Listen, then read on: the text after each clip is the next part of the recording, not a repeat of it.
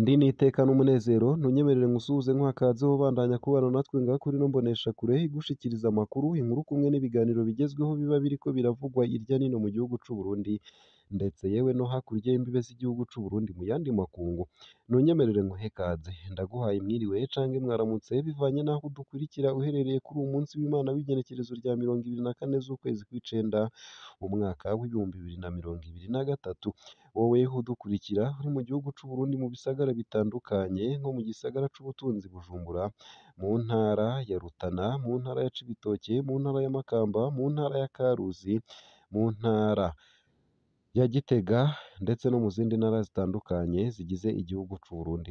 Mwese ndabahaye ikaze nanabakingurukira cane ngaha kuri ino mboneshakure, ndetse namwe mudukurikira muri hakurya y'imbibe z'igihugu c'u Burundi mu bihugu bibanyi nk'igihugu ca Kongo, igihugu c'Ubuganda, igihugu c'u Rwanda, igihugu ca Tanzania n'igihugu ca Kenya. Mwese ndabahaye ikaze nanabakengurukira ngaha kuri ino mboneshakure bagezako amakuru, inkuru kumwe n'ibiganiro bigezweho biba biriko biravugwa mu bisata bitandukanye nk'igisata c'inkino, igisata c'indero, igisata ca politike, igisata c'umutekano, igisata c'agateka ka zina muntu, igisata c'imigenderanire n'ayandi makungu, igisata c'ubutunzi, igisata c'amagara y'abantu kumwe n'ibindi bisata bitandukanye ngaha mu gihugu c'u Burundi. Irayagutohoreza ikayagushikiriza yose uko yakabaye kamwe ku kandi mu buryo butosoye kandi butomoye. Utegerezwa rero gusa gufyonda sabone canke subscribe nawe utarafyondako, hama ubandanye urashikirwa n'ano makuru kamwe ku kandi, umwanya ku mwanya kandi ku gihe. Umukuru w'igihugu c'u Burundi Evaristo Ndayishimiye ahejeje kuganuka avuye muri Leta Zunze Ubumwe za Amerika, iyo yari yagiye yitabiriye ibikorwa vy'inama ya ONU igira 78 yabereye i New York muri Leta Zunze Ubumwe za Amerika nyene. Nyen'icubahiro umukuru w'igihugu c'u Burundi Evaristo Ndayishimiye akaba avuye muri Leta Zunze Ubumwe za Amerika inyuma y'urugendo yarimwo muri Cuba mu nama y'abakuru b'ibihugu n'amareta bigize umurwi wa 77 hamwe n'Ubushinwa yabereye ahitwa La Havane. Umukuru w'igihugu c'u Burundi Evaristo Ndayishimiye rero akaba ariko yidogera abafasha Uburundi kuba batizera leta yiwe maze bagahitamwo gucisha imfashanyo mu mashirahamwe akorana n'abanyagihugu. Umukuru w'igihugu c'u Burundi ariko yidogera abasanzwe bafasha Uburundi ko badashigikira imigambi ya leta yo guteza imbere igihugu nk'uko iba ibishaka, ngo bikagaragarira ingene ibihugu n'amashirahamwe bidashima guha imfashanyo yavyo leta, ahubwo bikayiha amashirahamwe akorana n'abanyagihugu. Perezida Ndayishimiye akaba yarabivugiye mw'iyi ndwi turiko dusozera i New York mu nama ya bose igira 78 y'ishirahamwe mpuzamakungu ONU. Perezida Evaristo Ndayishimiye akaba yaragize ati: "Ikibabaje nuko imfashanyo zo guteza imbere igihugu zitegerezwa gufasha leta mu bijanye n'akigoro kayo mu bijanye no kurondera imibereho myiza y'abanyagihugu zagiye ziraherengetera buke buke maze zisubirizwa n'imfashanyo zihabwa n'abatari muri leta ku nyungu za politike z'ibihugu bitanga imfashanyo. Ugufatana mu nda kw'ibihugu kwategerezwa ko ibihugu biteye imbere gufasha bimwe mu bihugu bitaratera imbere mu vy'imibano ndetse no mu vy'ubutunzi. Naho hari izo ntambamyi ariko Uburundi buguma bwizeye ko muri iyi nama izofasha mu kugarukana icizere mu bindi bihugu vyogirira igihugu canje kandi hakajamwo inguvu nshasha mu bijanye no gufatana mu nda mu kw'ibihugu." Kw'iryo jambo Perezida Evaristo Ndayishimiye yashikirije mu nama ya bose ya ONU igira 78, abize ivy'ubutunzi bobo babona ko nyabuna leta y'u Burundi yari ikwiye kwikubita agashi mu gukoresha neza imfashanyo iba yahawe kugira abasanzwe bafasha Uburundi bayizere. Ikindi ngo igategerezwa gukora ibiboneka vyose bigaragaza intwaro ibereye. Nayo mu yandi makuru kandi womenya ko ngo leta ifise ihangiro ryo kurandurana n'imizi umugera wa sida gushika mu mwaka w'2030. Ivyo ni ivyavuzwe na Dr Jean Baptiste Nzorironkankuze arongoye umugambi w'igihugu ujejwe kurwanya sida kuri uyu wa 22 Nyakanga 2023 mu ruganda ubwo bushikiranganji bwatunganije ku mashirahamwe yigenga asanzwe akorera mu vyo kurwanya sida. hari mu ntumbero yo kuraba uko ibijanye no kurwanya uwo mugera vyifashe, uko ivyo biyemeje vyifashe hamwe n'icokorwa kugira ngo uwo mugera urwanywe ku buryo gushika mu mwaka w'ibihumbi bibiri na mirongo itatu woba waheze.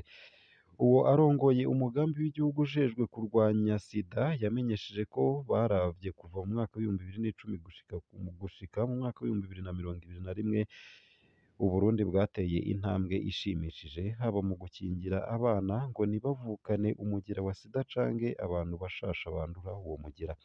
Nzorironkankuze akaba amenyesha ko ibiharuro vyagiye biragabanuka aho vyavuye kuri 26.6% bija kuri 7.9%, nayo kuva mu mwaka w'ibihumbi bibiri na mirongo ibiri na rimwe gushika mu mwaka w'ibihumbi bibiri na mirongo ibiri na kabiri, ivyo biharuro vyaciye bitangura kwongerekana aho vyavuye kuri 7.9% bija kuri 12.3%. Eka n'abantu bashasha bandura uwo mugera, ibiharuro ngo vyagiye biragabanuka kuva mu mwaka w'ibihumbi bibiri na mirongo ibiri na rimwe, aho vyavuye ku 3,929 bishika ku 2,043. Nayo mu mwaka w'ibihumbi bibiri na mirongo ibiri na kabiri, ibiharuro vyaciye vyiyongera aho vyashitse ku 2,344. Dr Jean Baptiste Nzorironkankuze yamenyesheje ko ashima ko ibitigiri vy'abahitanywe n'uwo mugera bitagumye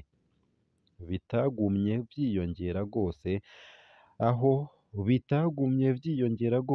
aho mu mwaka w'ibihumbi bibiri n'icumi abahitanywe na sida bari 5,882, nayo mu mwaka w'ibihumbi bibiri na mirongo ibiri na rimwe ngo bari 1,299.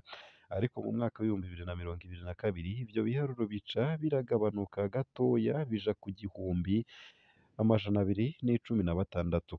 Uwo munyamabanga ntayegayezwa yemeza ko ihangiro ari uko gushika mu mwaka w'ibihumbi bibiri na mirongo itatu umugera wa sida woba waheze mu Burundi. Aho ivyo bitigiri bishika bikiyongera, Dr Nzorironkankuze yamenyesheje ko biva ku bitigiri vy'abavyeyi bapimisha imbanyi ku mezi atatu baguma bagabanuka, hamwe n'ibitigiri vy'ubwandu bw'abakiri bato bafise imyaka 24 canke 25 batirinda, akabona ko biva ku gutituka kw'imigenzo. Yasavye abantu bose na cane cane urwaruka kwirinda kurangura amabanga mpuzabitsina batarubaka, nayo ngo abataye indero bokwibuka kwikingira ku neza y'amagara yabo mu kwirinda ingwara hamwe n'inda zitipfujwe. Ese mubona umugera wa sida bishoboka kuwutuza burundu? Twandikire unyuriye munsi y'ino video muri commentaire. Nayo mu yandi makuru kandi womenya ko ya makoperative yaronswa ingurane na leta atariko arasubiza neza ingurane. Kuva mu mwaka w'ibihumbi bibiri n'icumi n'icenda, leta yafashe umugambi wo guha ingurane amakoperative mu gihugu cose, aho ata mutumba wabuze koperative ironka. Ihangiro kwari ukugira bagwize ubutunzi na cane cane uburimyi n'ubworozi hamwe. Leta yari yiteze ko iyo ngurane isubizwa mu myaka 2, yamara urugero ayo makoperative ariko ararihako ruri hasi cane. Mu miliyaridi zirenga 58 zatanzwe, umushikiranganji Martin Niteretse mu vyajejwe harimwo iterambere rusangi yabwiye abashingamateka aho yari umutumire kuwa 20 Nyakanga ko hamaze kurihwa umuriyaridi umwe urenga gato, ni ukuvuga ibice 2.1% gusa. Ariko Niteretse yasiguye ko biva ku kuntu hari ivyo umusaruro uboneka utevye, aho akavuga nk'abagiye mu bworozi. Eka ngo hari n'amakoperative ahagaze neza atanga icizere c'uko azoshobora kuriha. Yarasiguye kandi ko hari itegeko ryo kwishuza ritari ryasiguriwe neza abasitanteri, ubu rero ngo bararitomoye neza bakaba bagiye kwishuza bene amakoperative. Uwo mutumire wa leta akaba yibutsa ko abaronse iyo ngurane bose babwirizwa kuzoyisubiza. Nubwo biruko ariko abashingamateka ntibashira amakenga, kuko ngo hari abatoye amafaranga ngo bagiye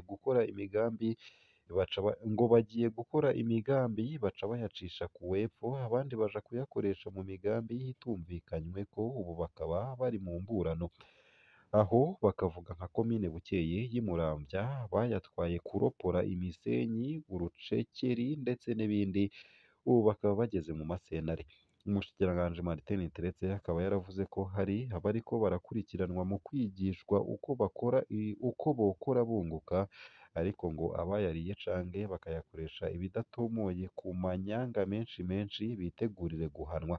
Ikoperative imwe imwe womenya ko yaronyejwe imiliyoni 20. Ikomine ya Gihanga yitwa ko ariyo iza imbere mu ziriko zirariha ikaba igeze ku bice 26 n'ibice 78 kw'ijana, igakurikirwa n'ikomine ya Bubanza igeze ku bice 24 n'ibice ubusa 9 kw'ijana, nayo mu kibanza ca gatatu hakaza Rutegama ku bice 23 n'ibice 60 kw'ijana. Ese ikomine yawe ubona igejeje hehe mu kuriha? Twandikire unyuriye munsi y'ino video muri komantere.